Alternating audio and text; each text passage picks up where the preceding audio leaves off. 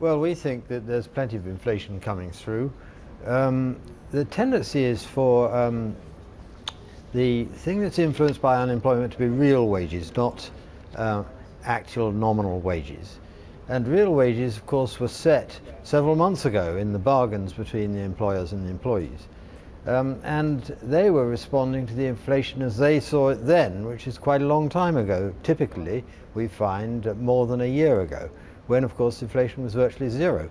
So what you're getting at the moment is actually what was conceived of as at the time as quite a high rate of real wage growth. And it just looks small in nominal terms because, of course, we've now got inflation up to 2%. Right, but those who would disagree with you would point out the fact that you have the participation rate finally moving in the latest jobs data, very strong headline level of job growth, which you shouldn't have at this stage in the cycle so late on. It suggests people are being drawn back into the workforce and jobs are being created, which doesn't help your case on inflation and wages. No, I mean, people are being drawn back into the labour force, and that's a desirable thing.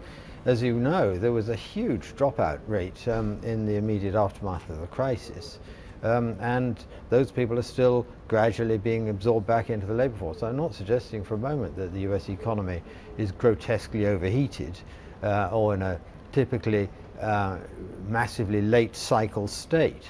What I'm saying is that the inflation rate is now clearly 2%. And it's straddled by the different measures of core inflation, but if you allow for oil prices as well, of course it's more than that, and that will be reflected over time in the rate of wage growth, just as it is in this country. So Charles, what you're suggesting is there's a lot of pent up wage inflation still to come into the system. Does that mean that actually we're going to get a faster increase in interest rates from the Federal Reserve in the second half of the year? Because I think a lot of people looked at this last meeting and went, okay, they passed, maybe that means that we won't actually get rates going up quite as quickly as anticipated.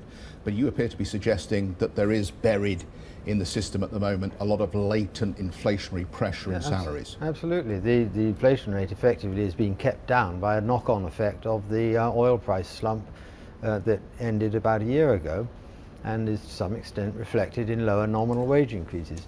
But as you rightly state, there is a lot of pent-up demand. The economy is still growing consistently, well above 2%, which by itself is not fast, but is considerably faster than the potential growth rate of 1.5%.